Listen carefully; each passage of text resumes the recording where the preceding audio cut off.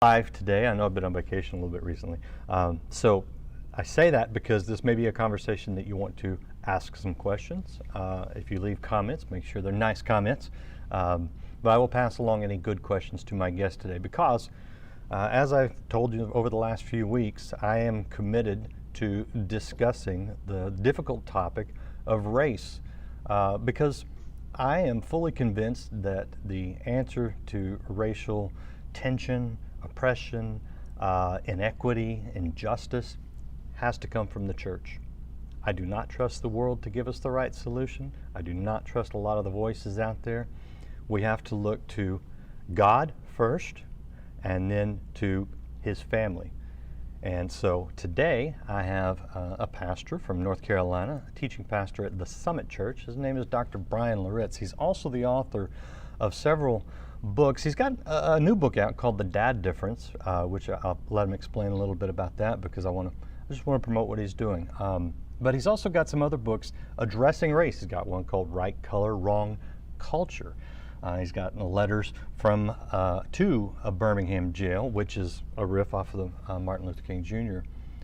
Book. So what you need to know is that we are going to be open and honest, but with the spirit of love, the spirit of Christ, in order to find the solution, because that's the only answer. Dr. Bryan Loritts, thank you for joining me here on Live today. Good to have you. Randy, thanks for having me. I've been looking forward to our time together. Well, so I watched a couple of interviews, especially when you did. There was one right after the murder of George Floyd where you're on a sports radio program. And I thought, man, this is someone that needs to be heard. And so I wanted to bring you to our audience and talk to you myself. And it's been several weeks since then. A lot has, I think, changed in sort of the national tone. But just back up a little bit and just help me understand how something like what happened to George Floyd, Breonna Taylor. I mean, I could go down a list of things. When that happens in our country, I know any Christian, I think, cringes, like, oh no. And honestly, white people go, God, not again, you know? Because we know, we know that it just makes things worse. What's it like from your perspective? Yeah, I mean, I would say, to use your phrasing, there's a bit of here we go again. I would say an extra dose of that in the African American community. Sure. You know, you've got Ahmaud, Breonna, and then George Floyd, and I think George Floyd was really a tipping point, to be honest with you. And after George Floyd happens, I heard so many of my African American friends, so many African Americans on TV using words like, man, I'm just tired. A couple of them said, I'm just exhausted. It's that here we go again sentiment again. Now with George Floyd, I think there's a couple things going on. I think one is just the context sociologically where we found ourselves in, right? So we're dealing with COVID-19. We've been quarantined, shut up in the house. So it's almost like, you know, there is this collective global frustration anyways. Mm-hmm. And then you have what sociologists call a condensed symbol. What a condensed symbol is, it is an iconic moment that oftentimes not only permanently imprints something in people's minds, but can serve as a tipping point for good or bad. So, you know, a condensed symbol, just to give some examples, you know, during the Vietnam era, when that U.S. soldier pulls out a pistol and shoots one of the Viet Cong in the head for the world to see. That's a condensed symbol. Or when Dr. King is assassinated there on the balcony of the Lorraine Motel, and there he is lying on the ground with his comrades just kind of pointing off into the distance where they heard the shot. That's a condensed symbol. And I think George Floyd, for sure, fits that. I mean, here you have a person who's handcuffed, face to the asphalt, A police officer who's white has his knee on his neck. George Floyd is begging for mercy. There's a gathering crowd. There's three other officers literally looking the other way. It's a condensed symbol. Mhm. And, I really am sympathetic to police officers. Like, really, like, that's not just me trying to balance things out. Police officers have to make split-second decisions that are literally life-altering, right? Mhm. And so, oftentimes I get it. We thought it was a gun, but it was a hairbrush or an iPhone, and we ended up shooting the person. This is not in that category. No, it's Like, not. I even heard white police officers, like, they'd get on YouTube or some social media platform, and they all said the same thing. Yeah. The rule is once a person is handcuffed, the fight is over. And so I just think the blatantness of it, given the unique times, put this in a unique category that's a tipping point. Yeah, 100%. I've never seen so much agreement among outspoken police chiefs across the country condemning that, which I view as a very good thing. It, not the murder, but the response to it. Yes. Just Yes.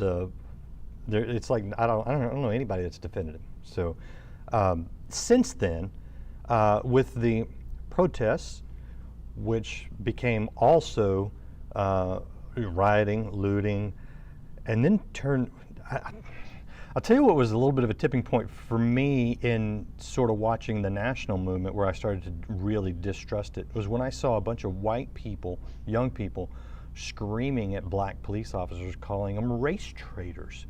I thought, wait, hang on, you can't do that. Yeah. And now we're tearing down statues of everybody.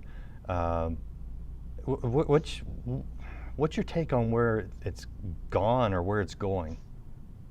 Yeah, I think that's a great question. So on the one hand, I'm deeply encouraged. I've never felt so much white empathy and advocacy in my life. Like, if you just look out at the protests that were happening, it was multi-ethnic. Yeah. It wasn't just African Americans. And let me just say a word about the protests, because you alluded to it. Of course, the looting and the rioting are indefensible.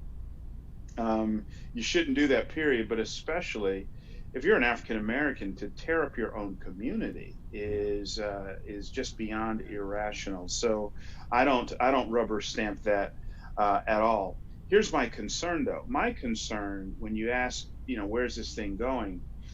One of the things me and some of my African American leader friends have been lamenting is during the Civil Rights Movement. The Civil Rights Movement was located squarely right in the middle of the church, both literally and figuratively. Like, Yes. they would literally gather in churches before marches to hear from leaders, most of whom were pastors. Mm-hmm. And they would read from scripture or pull on biblical imagery. There's this thing historically where African Americans, we have really developed a close affinity for the nation of Israel. There's all sorts of parallels there. During their time in Egypt, they were in bondage. We were in bondage for about the same time. Dr. King's last speech, right before he died, I've been to the mountaintop. Right. We as a people will make it to the promised land. Well, he's likening himself to Moses. So the Civil Rights Movement, what you had were, it had leaders. It was located in the church. And then those leaders, once the marches were over, they'd get on planes like Dr. King. They'd go to Washington, D.C., and they would lobby for legislative change, which they were able to secure. This movement is leaderless. You got people just showing up, and a lot of people say, and I use this term here politically and ideologically, a lot of people say Black Lives Matter is leading the movement. I see some of their presence. I don't know how much they're leading it. And so, to your point, when this show kicked off, the church has got to be the one to, in a loving way, get this movement back to where it should be. Mm-hmm. And we need to be on the front lines. And when I say the church, it just can't be the black church. Right. We have a unique opportunity for it to be the true multi-ethnic church that crosses denomination and ethnic and class lines. Well, and to that issue, what does the church need to do practically? Yeah, so I've thought a lot about this. As I read through the Bible, uh, God, in dealing with the problem of sin, has established three institutions in order. They're the family, government, and church. And these three institutions exist, as my friend Andy Crouch says, for human flourishing, for the good not of just one segment of society, but for all of society. Mm-hmm. So the first institution is the family, and I believe, by the way, if we're going to see some real progress with this demon of racism, all three institutions have got to be marching in lockstep together. And it really does begin in the home. You mentioned my book, The Dad Difference. One of the things I say in that book is dads are the tenured professors of their home. And so we've been charged, the parents have been charged to disciple our kids, but the discipleship of our kids has got to be comprehensive. So it can't just be giving them a robust soteriology as doctrine of salvation, as important as that is. I do need to teach my kids how to engage scriptures and to pray and what it looks like to be filled with the Holy Spirit. All that's important. But I also need to give them a robust anthropology, doctrine of humanity. And I got to teach them Psalm 139. We're all fearfully and wonderfully made. Mm-hmm. I got to take them to Revelation 5, Revelation 7, when John says, I looked up into heaven and I saw people from every nation, tribe, and tongue. That's the Greek word ethnos that's thrown in there. And that ethnicity is not a fruit of the fall. I am created in the image of God. And my ethnicity is not some mistake. Now, what man has done is they've created this system called race that attaches value or takes value from people based on the amount of melanin in their skin. That's demonic. Mm-hmm. But ethnicity is not. So we got to begin this stuff in the home and teaching our kids. It's not just good enough not to be racist. So it's never good enough to say, hey, I'm not racist. Mm-hmm. We have to be anti-racist. Right? So when Uncle Bob puts his feet under your Thanksgiving table and makes the racially insensitive joke, you need to create a biblically awkward moment and nip that in the bud, right? Yeah. So yeah, and I'll be quick with these next. The second institution is the church. Is the government. And listen, I think as a follower of Jesus Christ, we understand that no political party does not fit neatly within the kingdom of heaven, right? And so we got to give each other freedom to be able, in a Romans 14 way, just follow our conscience. So we pray about it, we go to the voting booth. But I think for a Christian, there should always be this tension where you go, yeah, I like what that party stands for, but I also like what that party stands for. And look, I'm against abortion. I'm against it. But I don't think the Bible gives us the opportunity to a la carte our social justice issues. And show me anyone who's passionate about life in the womb, but is indifferent or apathetic to life outside the womb. That person's not pro-life, they're pro-birth.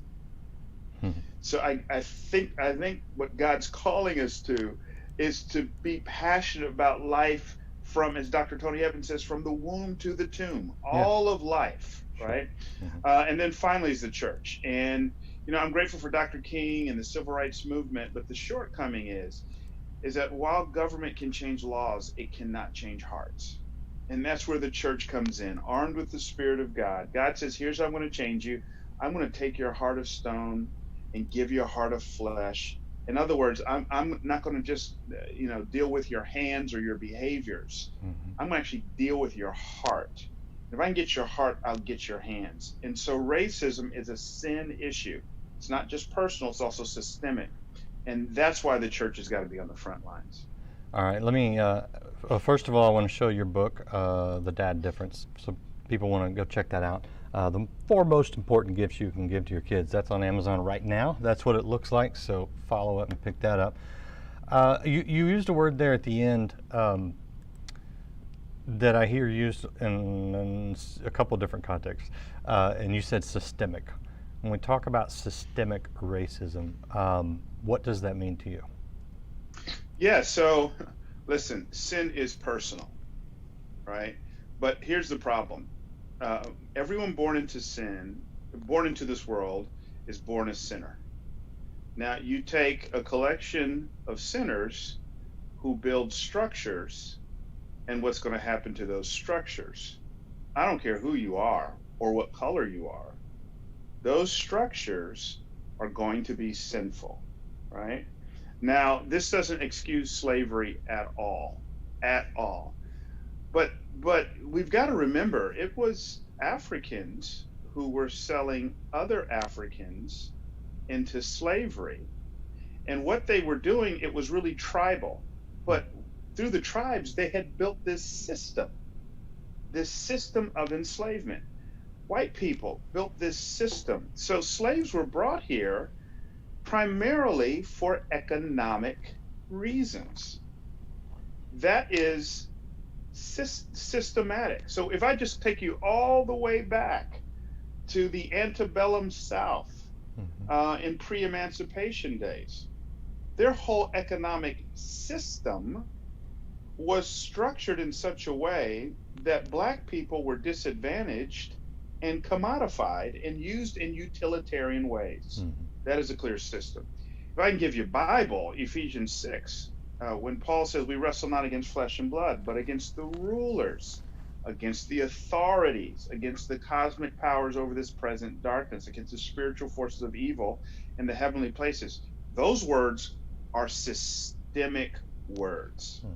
So one of the things that Michael Emerson and Christian Smith in their landmark book in the early 2000s, they wrote a book called Divided by Faith. They said, and these are two white sociologists, by the way, they said that the typical evangelical narrative on sin is that it is personal. And I'm saying, yes, but we gotta go farther and realize it is also profoundly systemic. There are systems in place that exist to disadvantage people of color.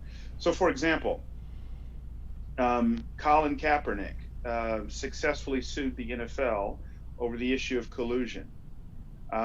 He made his case that the owners, so that's a system, all but one of them are white, colluded against him to keep him out. Now we can talk about why they did that. I don't think it's so much because Colin was black as much as it is that he was detrimental to their economic bottom line. Yes. Right? Right. But the NFL settled that case.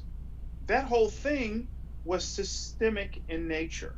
So I think those are just a couple examples, really defined examples of systemic sin. What's the solution for that then? Because are you familiar with Joe Fagan and his systemic racism theories? No. He's written extensively. Okay. He was the president of the American Psychological Association years ago.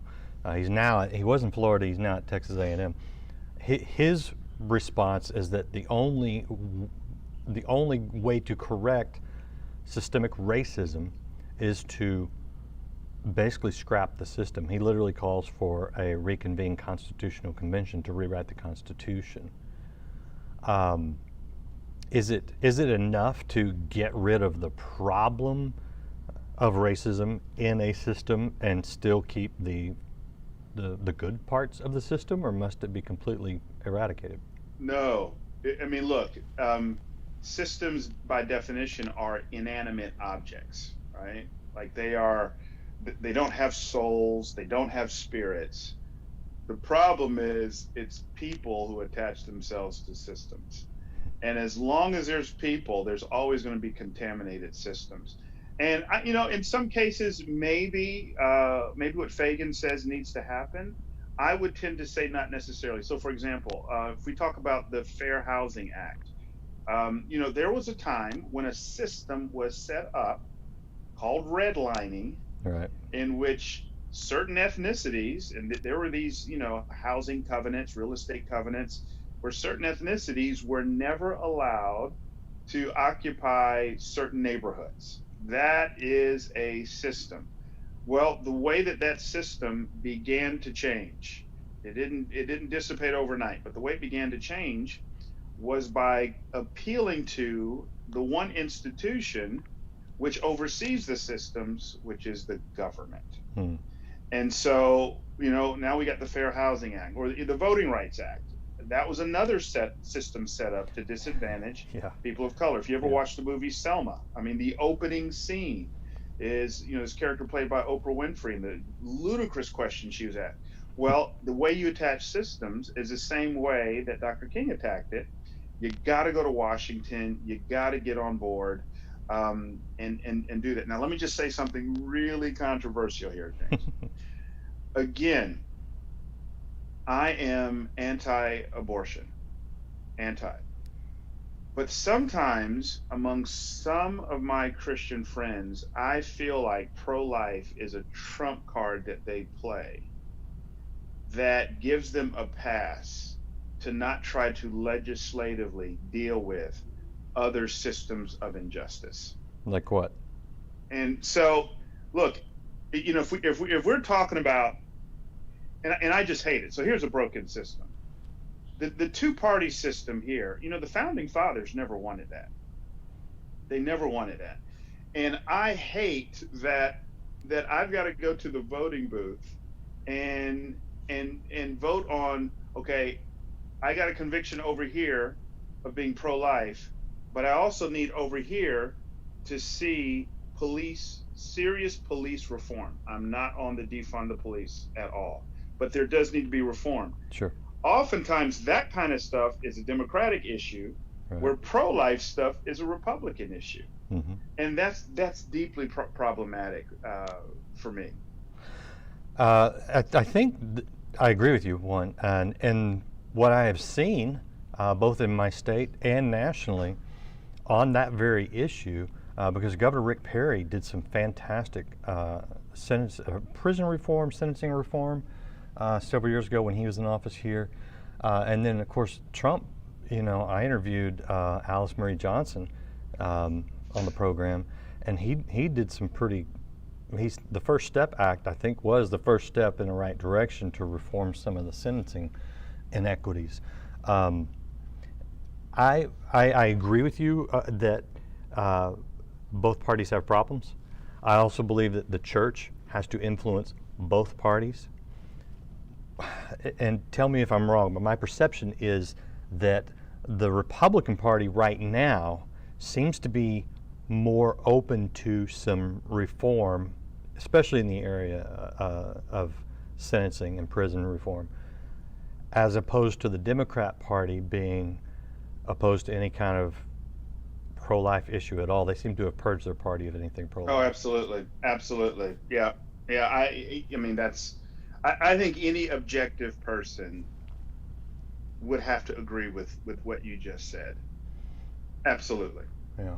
So my invitation, and in fact, my dad has been very involved in getting a lot of black Christian leaders in front of the administration and in front of those who have some influence. And we have seen some positive things. It doesn't get reported in the news, of course, but I think some positive things have happened in the Trump administration, as irritating as the man can be, if I can say that. And I'll say that so you don't have to. But let's bring this a little bit back to an individual level. And one question I like to ask, and by the way, what you said about when Uncle Bob or whoever says something amongst whites that is racist in any kind of level, to make him uncomfortable. I can't remember who it was. I was talking to someone recently, and I said, what's the easiest thing that white people can start doing that they need to start doing? And he said exactly that. Yep, that's right. To call it out as you would as if your black friend was with you. That's right. And not that's right. Be quiet because the black friend's not with you. That's right. Is there anything else that you see? Because I know you work with all races, so you know you're not in a cocoon there. What else do you see that white people may not be aware of? Because I talk about blind spots. We've all got blind spots. We need someone to point them out so we don't wreck the car, right? What else do you think maybe white people need to just hear that would help us?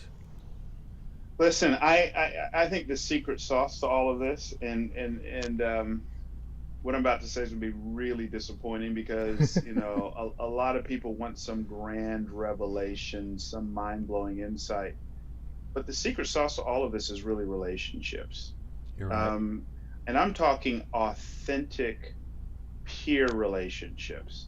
So I'm not saying, white people may need to move into a poor neighborhood and help out, African Americans, or go on the missions trip, or adopt or foster trans ethnically. I mean, those things have its place. You also need nuanced relationships with people of color. And what I mean by that is, if all your relationships with people of color are from a helping posture, you're only going to entrench kind of a patriarchal, patronizing thing. You need relationships with minorities who do not need you. People you can go out to lunch with, like me, and I could actually pay for lunch for both of us. I got good credit. You need those kinds of relationships. You're so right.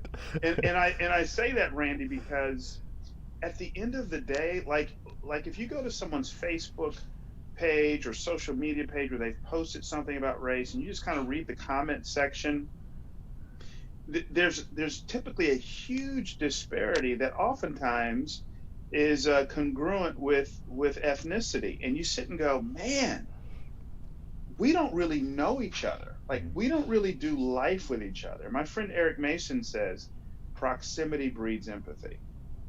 Like, when I'm close with you, when I'm walking with you, and that's not just from whites to African Americans, it's also from African Americans with whites. I've got great friendships. My wife and I vacation with a white couple every year, Adam and Nikki, and we go out of town with them. And I'm thinking of other dear white friends. And what God does with that is, when I find myself disheartened with the George Floyd situations of the world, and I want to give up or demonize my white brothers and sisters, oftentimes the Holy Spirit will bring these faces to mind, these white faces that I'm in relationship with, and he'll just tap me on the shoulder and say, you can't do that. You've got authentic relationships with people. You're doing life with people. And at the end of the day, we just don't know each other. So I would say it all begins with, let's have dinners. It's been said the 11 o'clock hour on Sunday morning is the most segregated hour. Who am I to disagree with Dr. King? I think the 6 o'clock hour in the evening is the most segregated hour. We're not really doing life with each other. It's got to start there. You downplayed that before you answered that, but that is so huge and so right. I just want to emphasize that. I learned, I think I learned more about race when I was in college. I had a group of friends, a roommate who was Cuban American, a great friend who was Mexican American, African American friend, and a Korean guy, and then one other white guy. And we used to hang out together all the time. And without even having to discuss race, what happened is we began to learn about each other and how we saw things. And we already had we had friendship, and it's so much easier to learn in that environment. And then you can ask some of the questions that you might not want to ask someone you don't know, because you know that your friendship's stronger than any stupid question you might ask. That's right. So that's exactly right. I think that's hugely valuable advice, and I thank you for that. Man, I can't believe this half hour has flown by. It's been really good. Is there anything else that you want to mention? The Canis project, or I butchered it. The organization. Canis, yes. Yes, the Canis movement. We exist to see the multi-ethnic church become the new normal. Again, this is related to what we've been talking about. I just think of the power. What if the white officer Darren Chauvin, who killed George Floyd, what if they went to the same church, worshiped with each other, was in the same small group with one another? The power of that. So that's what this organization that I started some years ago labors towards. I appreciate that. And I'll show the website. It's BryanLoritts.com. I put it in the comments. Bryan with a Y, you can see it. Loritts with one R, two T's. So you can check out his website, the movement he's leading, the Summit Church, all those great things. And then again, the book, The Dad Difference. I'm going to give you the last word here, but check out all the things that he's doing. And man, I just appreciate being able to have this kind of conversation without fear of, you know, me trying to put you in your place, you trying to knock the legs out from under me. I mean, we have to have these healthy conversations in the church, and I appreciate you. Anything else you want to add before we're at it and we're done with this fabulous conversation? No, thanks, Randy. This is a much needed conversation to have, and it's got to be Christians leading the way. Jesus says, by this will all men know that you're my disciples. It's by the love that you have for one another. And I think where there's love, there's security that even though we may have variant viewpoints, love overrides everything. And covers a multitude of sins in case we Yes. mess up, because as you pointed out, we are flawed and we tend to mess Yes. up from time to time. Yes. Thanks again, man. Listen, you ever have anything else you want to share with our audience, you let me know. You'll come right back here. We'll do this. It doesn't have to be about race. It can be about anything you want to talk about, brother. Thanks, Randy. Appreciate the conversation. Appreciate you guys. Great comments. Appreciate that. And thank you guys. Listen, share this. If you haven't subscribed to this channel or followed this channel, do it wherever you're watching. All those locations, you'll get notifications. I've got more great conversations coming up. I'm talking to a black police officer from Fort Worth. And so we're going to get his perspective. This is a conversation we're going to have, but I've also got other things interspersed in there. So follow, subscribe, do what you need to do, and share. Share this one. People need to hear it. And join us again next time on Life Today Live. Well, I don't know what will happen now. We've got some difficult days ahead. But it really doesn't matter with me now. Because I've been to the mountaintop.